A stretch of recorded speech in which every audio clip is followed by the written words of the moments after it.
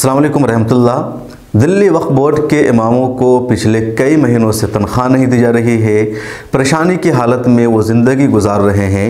मजबूर होकर के दिल्ली वक्फ बोर्ड के इमामों ने वक्फ बोर्ड के दफ्तर के सामने आज एहतजाज भी किया है, धरना दिया है और मांग की है कि हमारी तनख्वाह दी जाए। उनका कहना है कि हम परेशानी के आलम में हैं, पिछले 8 महीना से सैलरी नहीं मिली है। वो ये भी दावा कर रहे हैं कि जब से अमानतुल्लाह खान दिल्ली वक्फ बोर्ड के चेयरमैन बने हैं कभी भी इमामों को वक्त पर तनख्वाह नहीं मिली है। उन्होंने ये भी कहा कि कई सुसाइड के वाक़े सामने आ गए हैं। वो बता रहे हैं कि एक साहब की बेटी ने ख़ुदकुशी कर लिया महज इस वजह से कि उनके घर में पैसा नहीं था। वो शिकवा कर रहे हैं कि बच्चों की फ़ीस अदा करने के लिए पैसा नहीं है, 2 वक्त का खाना भी मुश्किल हो गया है और वक्त पर तनख्वाह नहीं दी जा रही है। सुनिए इन इमामों को इन्होंने ख़ुद क्या कहा है अपना एहतजाज दर्ज कराते हुए। परेशानी हम लोगों को कभी नहीं हुई। अभी हमारे एक साथी बता रहे थे कि मेरे पास पैसे न होने की वजह से मेरी बेटी ने खुदकुशी कर ली। उनका नाम रुस्तम था, अभी बता रहे थे वो हमारे महबूब सर खुद हैं। और ऐसे हालात कभी नहीं आए ज़िंदगी में। हारून यूसुफ साहब का बोर्ड रहा है, सिराज राजा साहब का बोर्ड रहा है और चौधरी मतीन साहब का बोर्ड रहा है और आज तक ऐसे हालात कभी नहीं आए जब से ये बोर्ड आया। जब से हम बहुत परेशान हैं और 4-5 साल से हमारी तनख्वाहें टाइम पे बिल्कुल नहीं मिल रही है और हमारे पास रोज़ाना झूठे मैसेज आते हैं। एक हमारे साथी ने मौलाना याकूब साहब जो है उन्होंने एक मैसेज डाल दिया, उनकी तनख्वाह 2 साल तक बंद कर दी गई। वो बेचारे बीमार हुए। इतना डराया धमकाया जा रहा है इमामों को, बेइंतहा उनको हुबलेस किया जा रहा है। अगर कोई तनख्वाह की बात करता है, हमारी तनख्वाह है जो ज़रूरी है, हम ड्यूटी देते हैं पूरी, हमारा क्या कसूर है ये तो बताया जाए। और ही परेशान है, इतने परेशान कभी नहीं हुए ज़िंदगी में। अगर कोई तनख्वाह बोलता है, मांगता है तो उनको धमकी दी जाए, डराया जाता है उनको और उनको उनकी तनख्वाह बंद कर दी जाती है। उनको बर्खास्त करने की धमकी दी जाती है और याकूब साहब को बर्खास्त कर भी दिया गया था। तो हम ये चाहते हैं कि ये जुल्म हमारे साथ बंद किया जाए। हम बहुत परेशान हैं और हम ख़ास तौर से अपने नरेंद्र मोदी जी से ये दरख्वास्त करना चाहते हैं कि अगर ये नीचे से नहीं होता मसला हल तो आप अपने हाथ में लीजिए और इसको जो है मसले को हल कीजिए और हमारी परेशानी को हमेशा के लिए बंद कीजिए। अभी सिफतुल्लाह साहब खड़े हैं यहाँ पे कि आप इनको अपने साथ क्यों लाए? ये एक मुसलमान है, मुझे बचाओ कमेटी के जिम्मेदार हैं, ये क्यों नहीं आ सकते हमारे साथ? अगर हमें परेशानी होगी, क्या आप हमें बिल्कुल ही मारना चाहते हो, कत्ल करना चाहते हो, ख़त्म करना चाहते हो? बिल्कुल ही जो है आपके अंदर बिल्कुल इंसानियत बची नहीं है, इंसानियत नाम की चीज़। अगर हम तनख्वाह मांगे तो हमें कत्ल करोगे, धमकियाँ दोगे, तुम इस तरीके से करोगे? हमारे बड़ों ने जो ये प्रॉपर्टी दी थी इसलिए दी थी और हमें ग्रांट पे क्यों डाला जा रहा? और सरकार से पैसे क्यों ले? हम सरकार से पैसे से हमारा कोई मतलब नहीं है। हमारी कम्युनिटी बदनाम हो रही है। आज दूसरी पार्टियाँ बोलती हैं कि जी आप सरकार से पैसे क्यों लेते हो? जफरुल इस्लाम का कोई इससे पहले जितने बोर्ड आए हैं तो इतनी परेशानी कभी नहीं हुई। यहाँ से खजूरें मिलती थी, खजूरें बंद कर दी गई। चटाइयाँ मिलती थी, देहात मिलते थे सर्दियों में गरीबों को, वो बंद कर दिए गए। जब से ये अमानतुल्लाह साहब का बोर्ड है, हो सकता है मैं आज बोल रहा हूँ मुझे भी धमकियाँ मिल रही है, लेकिन मैं अल्हम्दुलिल्लाह मैं डरने वाले मैं अल्लाह की दुआ से करता हूँ। इंशाअल्लाह बात समझ में आ गई। अल्लाह जिस दिन मेरी मौत आएगी, अल्लाह जिस दिन मौत भेजेगा उसी दिन मरूंगा मैं। आप जवाब दे हैं और सीओ साहब को जो है बुरा भला क्या आपने इससे बुरा भला करने से क्या तनख्वाह मिल जाएगी? सीओ साहब तो अपनी कानूनी तरीके से चलेंगे जो उनका कानूनी तरीका है। मैं ये कहना चाहूँगा अपनी पूरी कौम से और एलजी साहब से भी कि आप इसको देखिए। अगर ये बोर्ड कुछ नहीं कर सकता, ये नाकारा बोर्ड है, ये छोड़ दे। अगर ये नहीं छोड़ते तो आप इसको बर्खास्त कर दीजिए। शुक्रिया।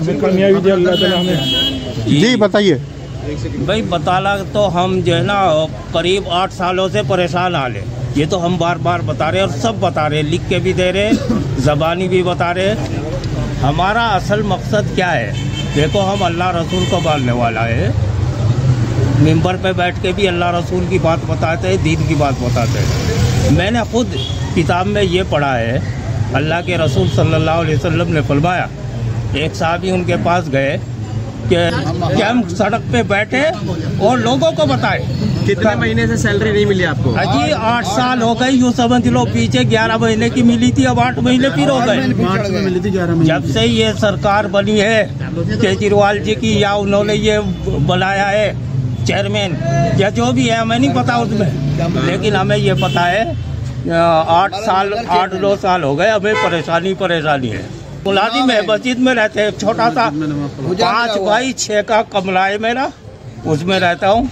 मेरा बड़ा बच्चा भी फार्मा करता है छोटा बच्चा भी 12वीं कर ली, कैसे कैसे हमने गुजारा कर रहे हैं वो हम जानते हैं या अल्लाह जानता है। लेकिन घर हमारा पीछे से मुजफ्फरनगर यूपी के, हम यहाँ तो मुलाजिम है, हमें जो नौकरी कर रहे हैं उसी की तनख्वाह मिल रही। कितने कर्मचारी होंगे इसमें, किसमें? बोर्ड में? वक्फ बोर्ड का नहीं हमें पता, हमें तो जी हमें वक्फ बोर्ड में कितना अमला है, कितने काम करते हैं उनसे नहीं, हमें मस्जिद में पता है कितने नमाजी आते हैं, कितने वहाँ से नमाज पढ़ते हैं, कौन कब आता है। जब से हमारे चेयरमैन साहब आए हैं, जब से तनख्वाहों में हमारे ढील पड़ रही है, कभी 8 महीने की रुकती है, कभी 6 महीने की रुकती है, कभी 11 महीने की रुकती है, और ऐसे ही परेशान किया जा रहा है। हम बहुत ही परेशान है, सारे इमाम परेशान है। कितने इमाम बेचारे ऐसे हैं कि उनका कोई परेशानी हाल नहीं है, और कितने ऐसे हैं हर किस्म की, हर एक अलग अलग परेशानियाँ हैं, लेकिन मजमूई परेशानी तनख्वाहों की है। 8 महीने से तनख्वाह रुकी हुई है। तो आपने सुना इन इमामों को, इनका साफ कहना है कि जब से अमानतुल्लाह खान आए हैं तब से वक्त पर कभी भी तनख्वाह नहीं दी गई और अब पिछले 8 महीनों से तनख्वाह नहीं दी जा रही है। दिल्ली वक्फ बोर्ड के जो स्टाफ हैं, जो वर्कर हैं, उन्होंने भी पिछले दिनों एहतजाज किया था और अमानतुल्लाह खान उनसे मिलने गए थे, लेकिन इमामों से वो नहीं मिल रहे हैं। कई मरतबा जो इमाम हैं वो खामोशी के साथ बात तो करते हैं या ऑफ द कैमरा बात करते हैं, कैमरा पर सामने नहीं आते हैं। उन्हें डर लगता है कि अगर उन्होंने खुल करके इजहार कर दिया, चेयरमैन की शिकायत कर दी, तो उनकी तनख्वाह मिलने में और मुश्किल हो जाएगी, बल्कि उनको हटाया भी जा सकता है। इस तरह का दबाव भी इमाम झेलते हैं। अमानतुल्लाह खान की तरफ से कहा जा रहा है कि जल्द ही उनको सैलरी दी जाएगी, पिछले दिनों भी दी गई है। दिल्ली वक्फ बोर्ड के तहत तकरीबन 200 से ज़्यादा मस्जिद आती है। बल्कि जो प्राइवेट मस्जिदें हैं उन मस्जिदों की तनख्वाह का इंतज़ाम खुद वहाँ के जो नमाजी या वहाँ के मुतवल्ली होते हैं वो करते हैं, लेकिन जो वक्फ बोर्ड के अंदर मस्जिदें आती हैं उसकी तनख्वाह वक्फ बोर्ड की तरफ से दी जाती है। वक्फ बोर्ड एक ऑटोनमस बॉडी है, एक खुद मुख्तार इदारा है और तकरीबन करोड़ों नहीं बल्कि अरबों की उसके पास प्रॉपर्टी है, मिल्कियत है। लोगों का कहना है कि 1/3 दिल्ली जो है वक्फ की प्रॉपर्टी है, लेकिन हमेशा उसका मिसयूज़ किया गया, गलत इस्तेमाल किया गया, सही इस्तेमाल नहीं किया गया। अब अमानतुल्लाह खान की तरफ से इसका क्या जवाब आता है? काफ़ी दिनों से इमामों में बेचैनी थी, परेशानी थी, ऑफ द कैमरा वो लोग बोलते थे लेकिन खुल करके एहतजाज नहीं करते थे। ये पहला वाक़या है जब इमामों ने खुल करके दिल्ली वक्फ बोर्ड के दफ्तर के सामने जाकर के एहतजाज किया है और साफ तौर पर कहा है कि उनको उनकी तनख्वाह नहीं दी जा रही है।